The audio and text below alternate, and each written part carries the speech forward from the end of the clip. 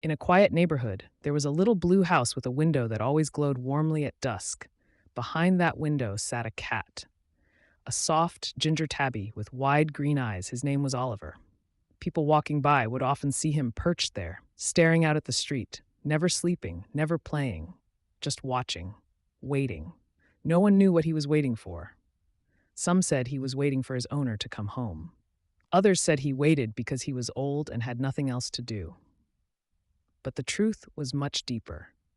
Years ago, the house had been filled with laughter. A little girl named Emma had lived there with her parents and Oliver, her constant companion. They were inseparable. When Emma was sick, Oliver never left her side. When she learned to walk, he followed every step. When she cried, he curled up beside her and purred until she calmed.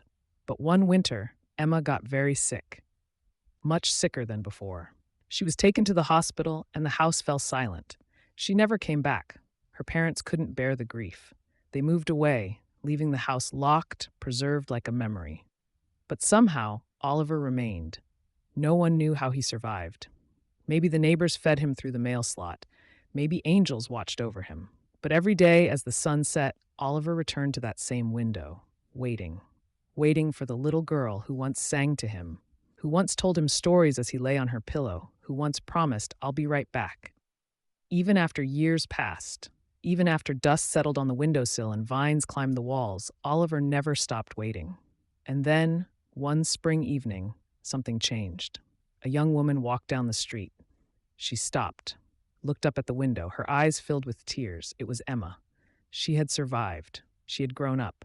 And after so long, after being lost in foster care, after years of searching, she had found her old home. When she stepped through the door, Oliver was still there, thin, old, but alive. He meowed once, softly, then rubbed against her leg like he'd only been gone for a day. She dropped to her knees, cradled his fragile body, and whispered, "You waited."